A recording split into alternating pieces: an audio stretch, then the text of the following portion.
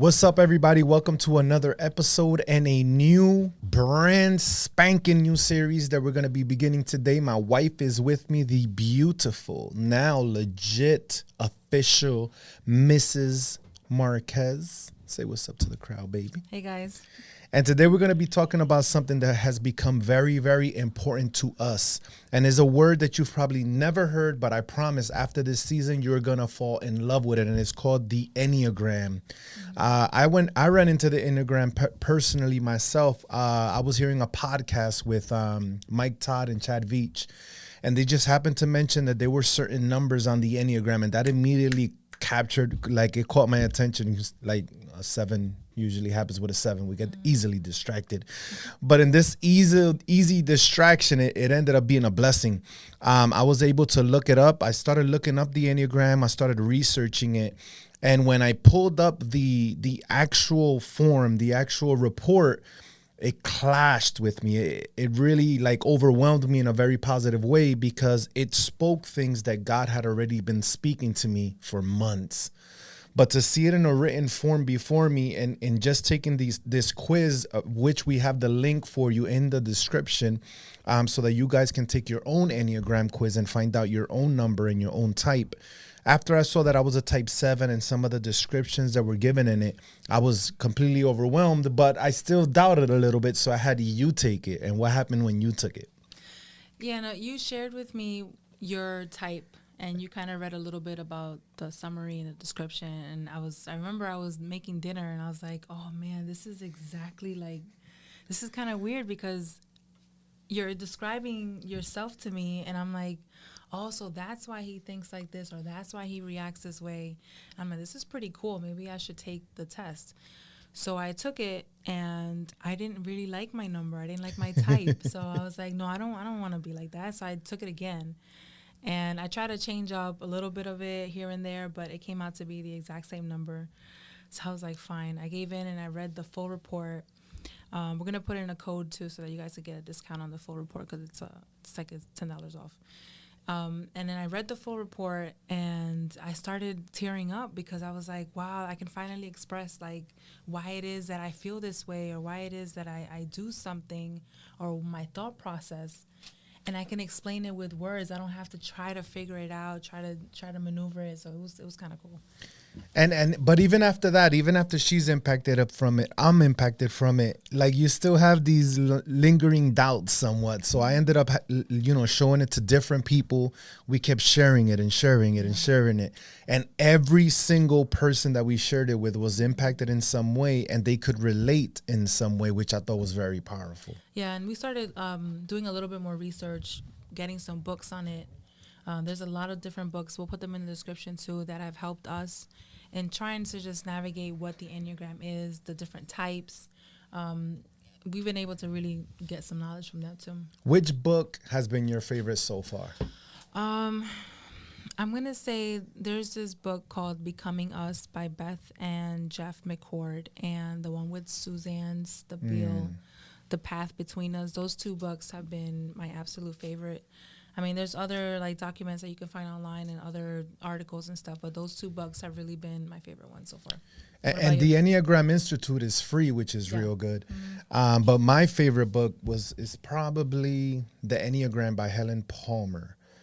Because it has that psychological bend to it. So again, it's been used in psychology, it's been used in Christianity, it's been used in Islam, it's been used in so many branches of faith, and they seem to be blessed by it. And I want to bring this to our audience, to our community, with the hopes that it will impact them personally, right? Because the Enneagram is successful if it's first applied personally before you ever even think about sharing it publicly or in group settings. We've been studying it for about a good year, maybe. Yeah, it's been about a year. And we're still sometimes lost with it. There's just so many things that, interconnections and you're going to see it when you start studying the Enneagram. It's like a circle.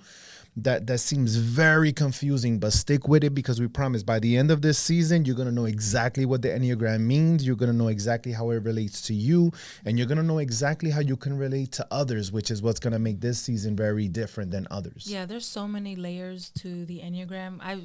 We're still discovering all these different types of layers, all these different types of things going on within the Enneagram. It's just a bunch of layers. You really have to like work through it, but stick with it. Like Jose says, the diagram looks a little weird. It's like a circle with a lot of arrows and numbers, but if you just stick with it, it'll bless you. Amen. And the word itself, Enneagram, Ennea means 9 and gram means drawing. Enneagram. That's simply where it comes from. And there's different legends as to where it came from. Some people give credit to the Sufis. Some people give credit to monks. Some people give credit to philosophers. But however it came to us, I feel that what Jesus says comes to be true in this particular moment, where wisdom is proven right by its fruits. Wisdom is proven right by its fruits. And the Enneagram is just blessing so many people, and we've seen it personally bless a lot of people.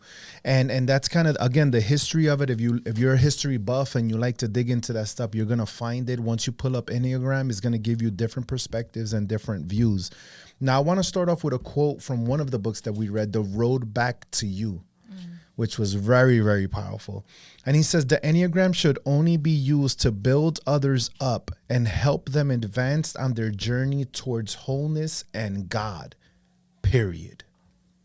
And I just think that's so powerful, because a lot of people get into the habit of trying to type people, and we've battled that at times too. Like, that's a 1, that's a 9, that's an 8. It's so interesting, and it just like it clicks so like well in your head that you try to like type people, but no, don't do that. But if it gets in the hands of the wrong people, they could begin, it could lead into judging and stereotyping, manipulation and control. So we have to be careful for that. Some people say that a lot of psychics have used the Enneagram and had a conversation with someone. Within minutes, they're able to type them, and all of a sudden they're giving them prophetic words and mystical words and taking all of their money. So be careful with that.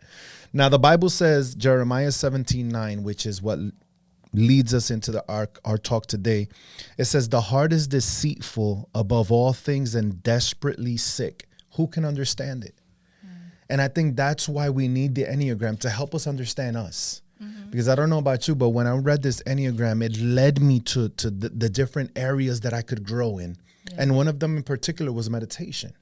So I've given the first 3 months of 2021 towards that. And I don't know, you're my wife. Have you seen a difference? Definitely a big difference. And I've seen the hard work you do with meditation and trying to be still and try to be present. And that only has helped our relationship even that much more.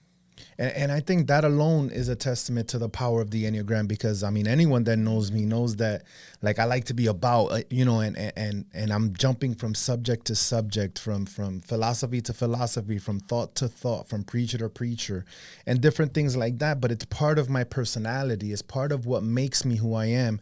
But what I've been able to see through these books and through everything we've been studying is that it's super helpful with helping us to grow. It's super helpful with helping us to be intentional about our growth. And I think that's what's been the most. I also loved how this Enneagram, this test allowed me to better understand our relationship. Like, when we discovered this Enneagram test, we were talking about, like, marriage. We were talking about our love languages. We were trying to connect. We were trying to grow as a relationship. And I think this Enneagram really like catapulted that into a new level, because now we're preparing to get married, and we want to understand each other because we know what's to come, or we've heard of what's to come. And in your experience, you already knew, but I just wanted to get that better understanding with the Enneagram. And how do you think it's going to help our marriage moving forward? Oh, it's already been helping our marriage, but I think when there's an understanding of how you do things and an understanding of why you do things, it's easier for me to step into your shoes and to have a little bit more of, empathy for you, or really sympathy for you. And vice versa. I think there's been moments where I'm like, oh, that's the inner critic in her head kind of getting at her. And it also helps when we're in conflict. because now I can understand maybe why you're going into that headspace when we're in conflict, and try to ease you out of it, because that's pretty much what our marriage is. It's a sacrificial love and helping each other out step by step. It's not like a me against you or you against me. We're a team. And I'm hoping that our audience is getting already a clear picture of what the Enneagram has meant for us, right? Mm-hmm. Because I mean, before I can help you and kind of allow the Enneagram to be a blessing when it comes to our relationship, I have to allow it to work its way into me. I have to allow it to really, really change in me what it desires to change in me. Mm-hmm. One of the things that Thomas Merton also wrote in The Road Back to You was, before we can become who we really are, we must become conscious of the fact that the person who we think we are hearing now is at best an imposter and a stranger. Mm. And I think there's just so many people probably in our audience, probably someone that's hearing us right now that's like, man, like I really need to take some time to know myself. Yeah. Right. I like what Jay Shetty, one quote that he says all the time that I think applies right now.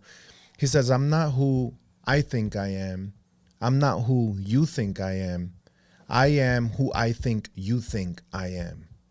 And I think that's just powerful. And I think the Enneagram helps us to begin, peeling off the layers and taking off the mask until all we're left with is that image of God that is within us that is meant to be different. Yeah. Right? Different is a blessing. Unique is a blessing. And what people throw away sometimes are the aspects that God himself has placed within them to be a blessing and of service in this world. Mm-hmm. And I think the Enneagram helps us to do this. And I love this quote from Becoming Us by Beth and Jeff McCord. It says, the Enneagram, it reveals not what we do, but why we do it. Mm. And I love that because this isn't just like any other personality test that just gives you kind of like a basic one-dimensional type of, who you are. But this actually shows us why we do it, which is that in itself has so many layers to it.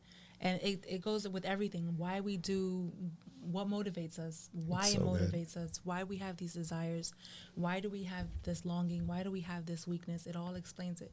So I think that's super amazing. And before we get into like the different types, we just kind of want to go over some of the verbiage of the Enneagram, some of the things they talk about.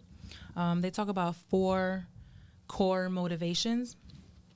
And this is based on the book Becoming Us by Beth and Jeff McCord. That's the book I really, really enjoy. But every type has a core fear, has a core desire, has a core weakness, and a core longing. And the core fear is the things that you're trying to avoid, the thing that you're trying to run away from. The core desire is what you strive for. The core weaknesses are the issues that you're always struggling with.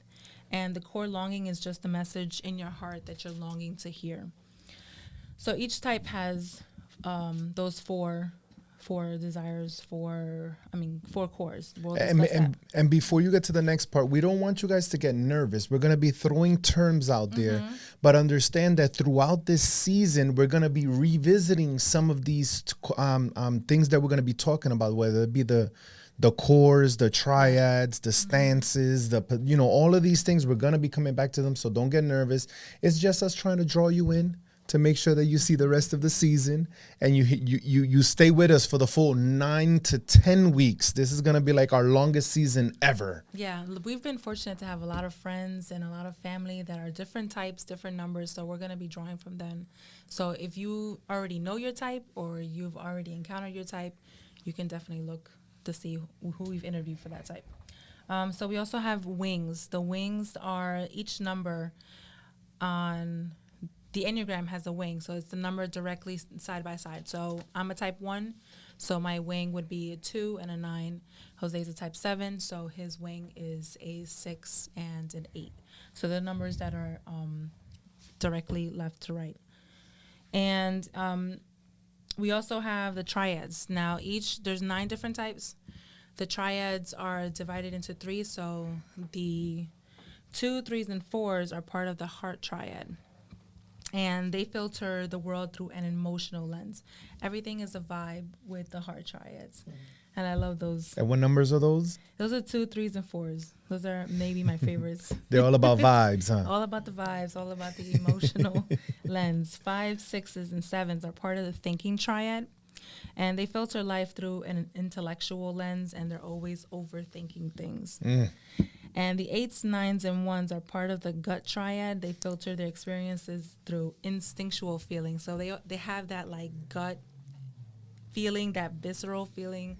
So sometimes when you like just have to go with your gut, maybe that's something to think about. Maybe you're in the gut triad. That's so good. And before as we go to the arrows next, I want the audience to understand there's a reason we're picking the people that we're picking. We're relating to the people we're relating. And sometimes, you're praying and casting out demons and saying the devil is out to get me. He doesn't want me to be happy and X, Y, and Z. But maybe it's God saying it's time to take some time to know yourself, to know why you're, like Anna said, the motivations behind the decisions that you're making. And I think the Enneagram is very helpful with that. And I remember like thinking to myself when I first encountered this, I was like, there's a reason for this. Like, there's a reason God had created us this way, created me specifically this way. So I need to figure out why is it that I was created this way. And God knows the desires of my heart. He also says in 1 Samuel 16:7, says, "For the Lord sees not as man sees, for man looks at the outward appearance, but the Lord looks at the heart." And I'm like, if this is something that's like a God thing, I need to examine what my heart is. Yes. And my heart is a mystery. But God knows that mystery. God knows exactly why he made my heart to have those desires, those weaknesses, those fears, and that longing. So I'm just going to go on this journey with God, and he'll reveal it to me. Amen. And I think he creates things such as the Enneagram, or allows man to discover these things so that we're able to take some of that mystery out of it. Right? Because once we're able to willingly embrace our type, willingly embrace our wings, right? Knowing that we can lean on these 2 numbers beside our type and, to better balance our personalities. And when we learned this, the arrows for me was clutch. Yeah. Like what I was able to learn is, I'm a 7, by the way. And what I was able to learn is that in moments of growth, there's 2 arrows to each type, 2 arrows to each number. And the number that I move towards is my growth number, right? You correct me. And the number I move towards is the 5. So for me to grow, I have to be able to push myself to a more contemplative stance, a more meditative and thinking position, because it helps to control or to balance out my desire to always be doing something new, to, never getting anything done because I'm on to the next thing, never being able to enjoy today because I'm already thinking about tomorrow. When I'm a 5, I'm able to fully embrace today, and I become a deeper thinker, and it helps to channel that monkey mind that 7s tend to battle with. But in moments of stress, you become the number you become the negative characteristics of the arrow that's pointing towards you. And in my situation, which was very, very weird for us, right? I'm a 1 in moments of stress. So I kind of pull at your negative aspects. But I think it was just super helpful for our marriage, because I'm easily able to detect when I'm in a stressful place. Yeah. Because I could just think of you when you're in a stressful place or in an unhealthy place, and I literally become a photocopy of that. So that's what wings are. Wings are the diagrams that show lines and arrows, and they indicate the direction we take in times of stress and in times of security. We don't become those numbers. Right. We just manifest some of their characteristics, but your main type still remains the same. And this is what I love about the Enneagram, is that it's a dynamic, moving type of structure, type of growth. And again, we're just able to learn so much. One of the books that I read stated that at one time or another, we might have felt like all 9 types. You know, so while you remain your main type, you Yeah. remain the number that you are, because our personalities are set by age 6 or 7. Our personality is set. This is who we are.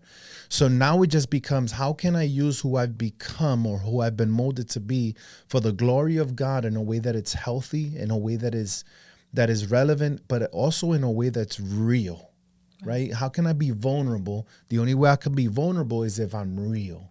Right? True vulnerability demands us to be real to ourselves. Yeah. And I think it begins with the Enneagram. When you look through that lens and you're like, oh man, I'm a type 4. I'm a romantic. I have these battles. Why do I have these needs or et cetera? And if you've paid attention, if you've been with us for these 21 minutes, I promise you do not want to miss the next few minutes, because now we're going to get into some of the nitty gritty of what the types are. Yeah. I mean, and this is very general. If you look into your type, you're going to find a lot more specific things, but we just wanted to give something that was a little bit general. So, and for the types, I'm sorry, baby. In the types that we're sharing, we're only giving you 5 general type of signs that you can take and say, oh man, I might be that type. What our goal is to get you curious about certain numbers or whatever the case may be. So when you take the test, that again is in the description. We're not getting any money from the Enneagram Institute, by the way. I mean, I think that should change, right? We should get a little something. But this is all because we want to help you guys. This is all because we want you to grow. Yeah, and it's because it's really helped us so much that we are kind of like itching to share this. We literally try to share this with everyone that we meet. So I'm going to start with the type 1s. I'm a 1. And some famous ones are Martin Luther King, Mary Poppins, Hermione, and Captain America.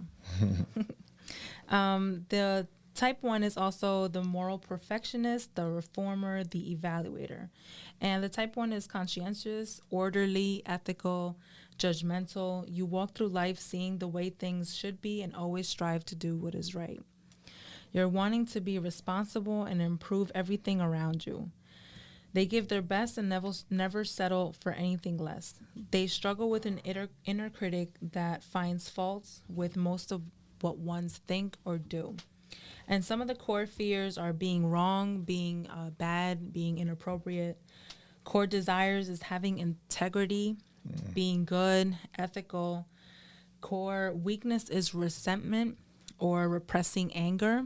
And the core longing is you are good, you are enough. That's what you really want to hear deep down in your heart. And who's the one, baby? Oh, me. Hey. So tell me that I'm good. You're good, baby. You're good. You're good. As a child, most ones criticize themselves in anticipation of criticism from others. They refrain from doing things that might not come out perfect. I know. See why I didn't want to be this type. They focus on living up to the expectations of their parents and teachers. They're hard on themselves. Their natural wishes were forbidden when young. So they learn to block out the desires by focusing attention, not the right thing to do. So it's just a summary of a type 1. They're awesome people. Type 2. Some famous 2s are Martha from the Bible, Gloria Estefan, and Spider-Man. And they're also known as the helper, the supportive advisor. And a summary of a type 2 is someone who's thoughtful, generous, people-pleasing, demonstrative. Type 2s take genuine interest in others and support anyone in need through acts of service and helpful advice. They're supportive and attentive to needs. You feel you must win the approval of others by fulfilling their needs. You focus strictly on others' needs. And their core fear is being rejected, unwanted, and dispensable. Core desires is being appreciated, loved, and wanted. And their core weakness is pride, denying your own needs and supporting others, hoping that they will verbally praise you. And as a child, they had to support their families emotionally, try hard to please parents by being helpful and understanding. Somewhere the message that having or expressing their own needs will lead to a humiliation and rejection. So that's a summary of what a type 2 is. And already you see, we've just given you 2 types. We're going to run through a few more, but hopefully is already piquing your interest, right? The type 3 or the number 3 is usually called the achiever or the performer. And they're considered the chameleons of the Enneagram. Famous 3s include Ronald Reagan, Walt Disney, Kobe Bryant, and Iron Man. And if we want to go to the Bible, Jacob. And you're going to see why. Some of the characteristics that they have is that they're almost always busy. They love to-do lists, progress charts, and schedules for themselves. They're not interested in talking a lot about social life. They will adapt to being the prototype of whatever cultural norm is valued. They could persuade Bill Gates to buy a Mac. They're just that good. They put work before anything. Again, they're really considered the achiever. And they based a lot of their worth on their achievements, on their work. Whereas a 2 bases it on relationships, a 3 bases it on his work. The core fear is being exposed as though incompetent, inefficient, or worthless. Their core desire is having high status, being admired or successful. Their core weakness is deceit, deceiving yourself into believing you are only the image you present to others. But their core longing is to be loved and valued for simply being you, which I think is so very powerful. Yeah, that's so good. As a child, they were loved not for their own sake, but for their achievements.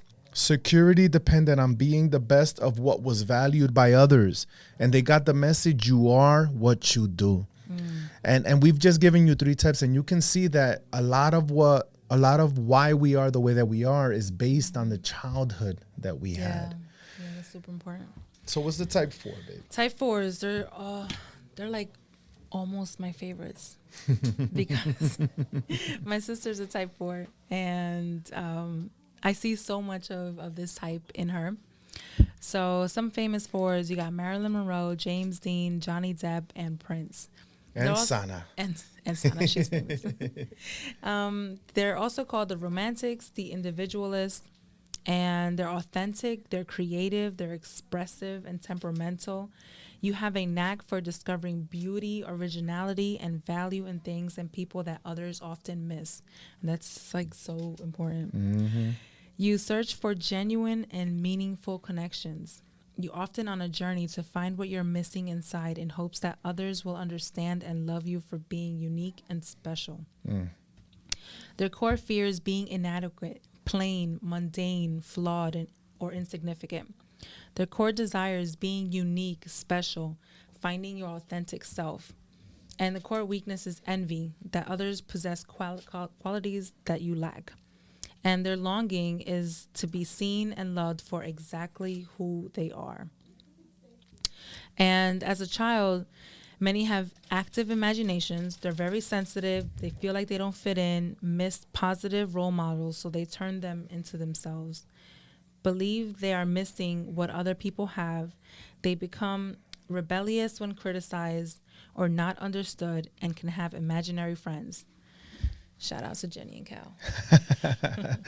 Now, the type 5 is considered the observer and the investigator.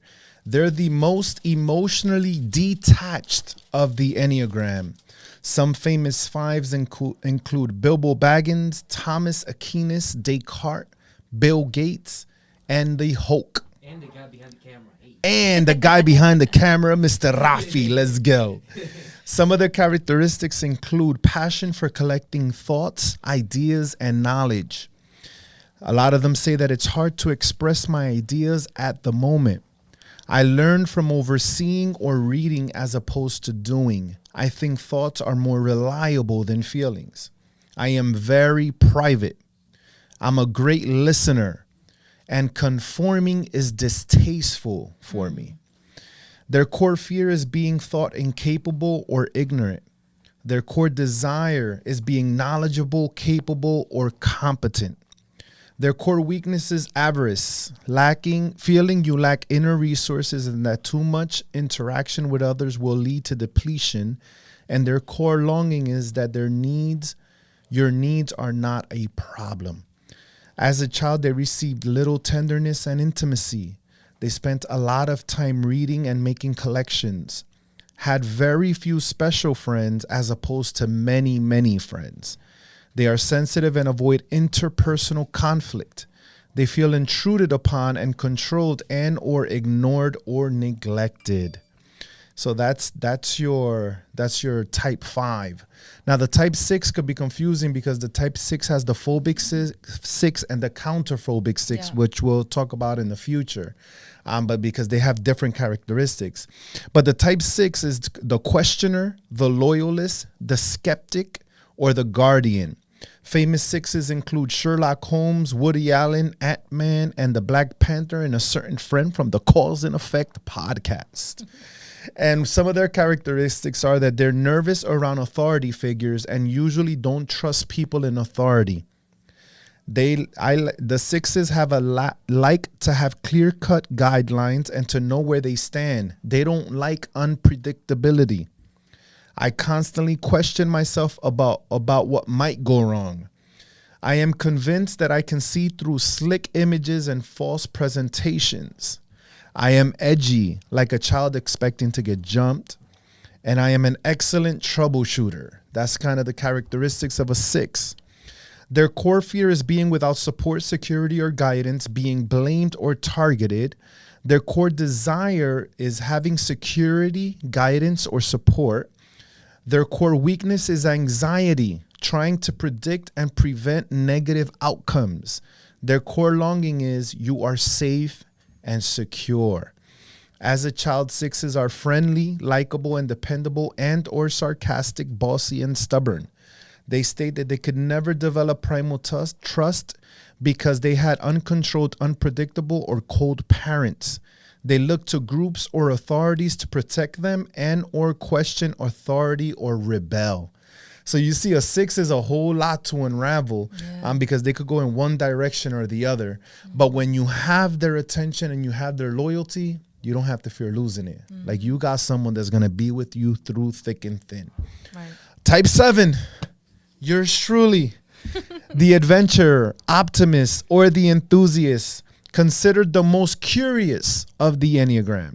Famous 7s include Peter Pan, King Solomon, Howard Stern, Thor, and Jose Enrique Marquez Jr. They enjoy life. I enjoy life. I am usually inhibited and optimistic. I don't like being made to feel obligated or trapped. I usually manage to get what I want. There should be like a crickets button. Crickets, we did that.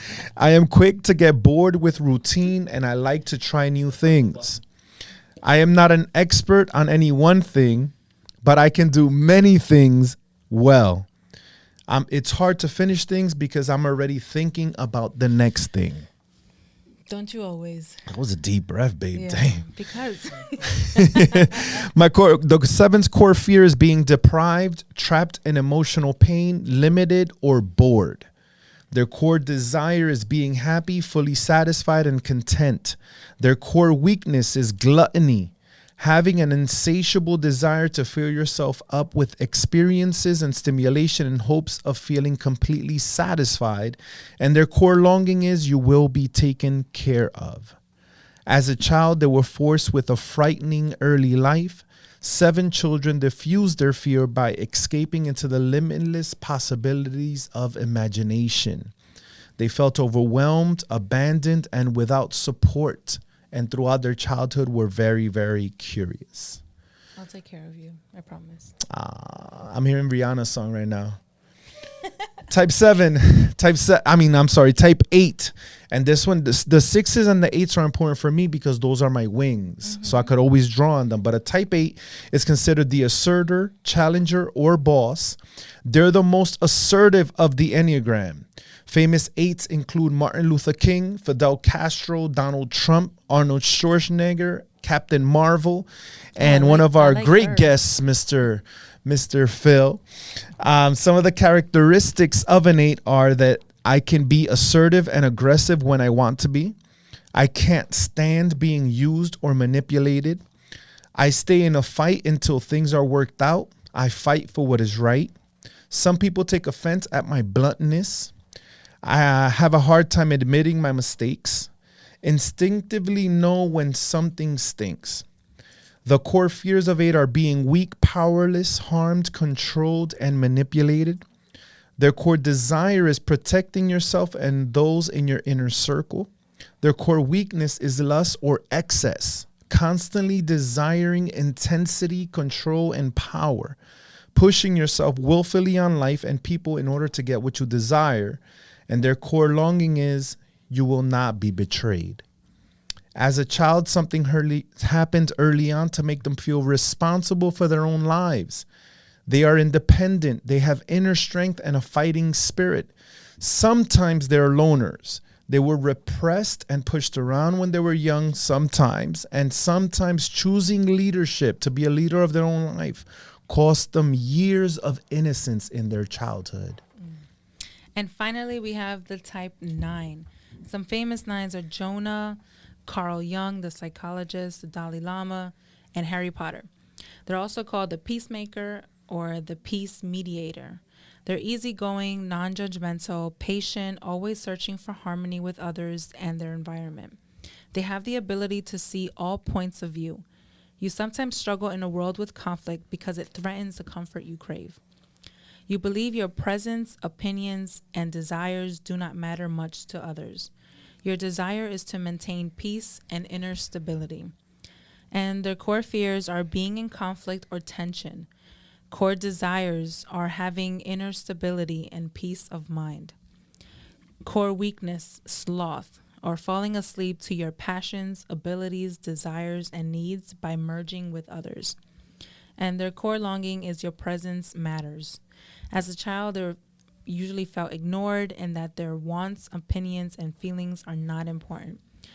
Tunes out, especially when others argued, felt lost and are good children, deny anger or keep it to themselves. That's so good. So we gave you a brief nutshell of types 1 through 9. We gave you a brief nutshell of the history of the Enneagram. The Bible says in Proverbs 4:7, the beginning of wisdom is this: get wisdom. And whatever you get insight. And what we're trying to offer you here at the Sunday BYOB is some insight. It's some things that you can begin using today. It's some things that you could begin researching today. It's things that you can use in your life right now with your significant other, and most importantly, with yourself. To know yourself, right? I believe it was in the Hamlet play when it says, to thine own self be true. And I think the Enneagram forces you into a place where to thine own self, you have to be true. Because if you're true to you, you'll ultimately be true to everybody else. And if any one of these types resonated with you, we're going to put in the link in our description for the Enneagram test, the online coupon code. We'll put in the books that we've been reading. We'll put in some articles. We'll put in all the information that we have just so that you guys can get a better understanding of the Enneagram. But we recommend it 100%. And please, guys, if something impacted you, let us know. Yeah. We are not able to know we're doing a good job unless you let us know that we're doing a good job. We don't know what we should change or add unless you let us know what we should change or add. And let us know your type. We yes, that would be awesome. In the comment section under the YouTube video, put what type you are, put how this video ministered to you, and hopefully share this. Share this with other people. Make God famous. Make the Enneagram famous. Yeah. Let people know what's helping you so that it can help them as well. Yep. And stay tuned because next week we're going to have some more content on the Enneagram. It's going to be fun. It's going to be a ride. Let's go.